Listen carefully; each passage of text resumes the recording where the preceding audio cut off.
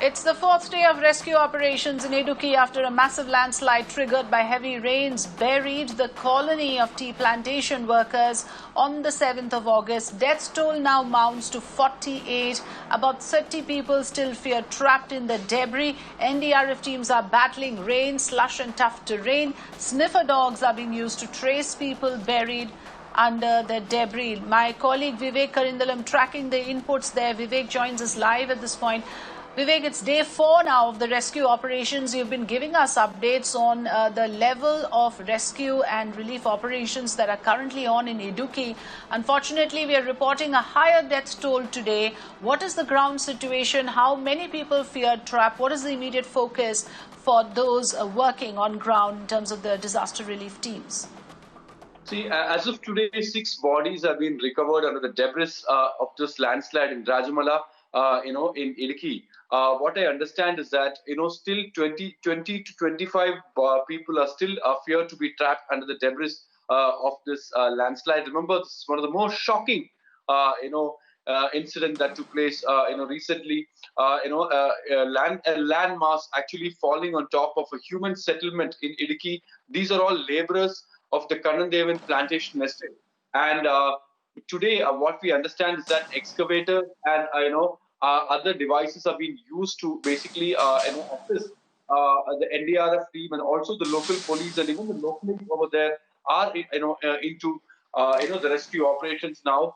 It is now the rain has subsided a bit, which actually makes the rescue operations even more a bit easier. As compared to yesterday, the last 2 days, the rescue operations was quite difficult. But as of now, but what even more shocking is that the water level in the Mullaperiyar dam is increasing. It has gone up to 136.5 feet. Remember, anything more than 143 is the mark, and the water levels in Pamba has also increased. But today morning onwards, the rain has subsided a bit, and hence that has come as a huge people, staying on the banks of River Pamba and also the Periyar River. In the meantime, the government announced an ex gratia of who have lost to the families who have those who have lost their life. Ministers, senior bureaucrats, and even various political leaders have come there, and have seen what's happening. So, indeed, this is one of the most tragic, incident that happened. Remember, in 2019, there was similar landslide in Kavalapara in Malappuram, where nearly 50 people have lost their life. This is something that. What exactly led to this? Was this actually... So 48 people have lost their lives in the Rajamala landslide, as confirmed by Vivek. Over 20 still feared trap, and this is an entire human settlement that we are talking about. These are plantation workers who have come under the effect of a huge landslide there in Rajamala. Stay with us, Vivek. Inputs coming in from Allapura as well, another area which is badly hit in Kerala. Heavy downpour has killed 2 people, one elderly 68-year-old man and a 3-year-old child. In case of the elderly, he was drowned in the flooded fields, while the 3-year-old, it is reported, fell into a canal. About 102 acres of paddy cultivation have been completely submerged and destroyed. Residential areas are submerged. Over 3,000 people have been moved to relief camps. These are, in fact, we are going to show you visuals of destruction in Allapura, which is coming to us right now. Lorries and tractors are being used to move people. So, coming back to you, Vivek, on this, in terms of the displaced people in Allapura, again, we are getting figures of close to 3,000 people, and also, unfortunately, 2 fatalities there as well.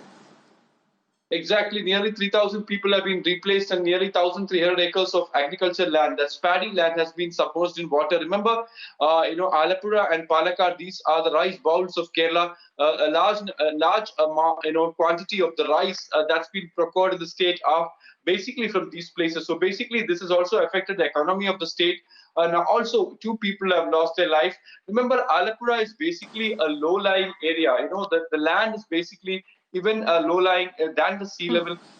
Any kind of flooding situation will directly impact people, human settlements over there. There are a lot of rivers flowing in this particular district, and since it's a low-lying area, every year this problem pertains when there is heavy raining. But this time around, since the rains was very heavy for the last 2 weeks, there was warnings that's been issued to the people over there, and the similar situation also prevails, in Pathanamthitta and Idukki district also. But today morning, the rain has subsided a bit, which is, actually helped the rescue team in Rajamala. But as far as Alappuzha and Kottayam is concerned, both these Okay. districts have been very, very badly been affected by the rain. Many parts of Kottayam district and Alappuzha district has been partially submerged in water.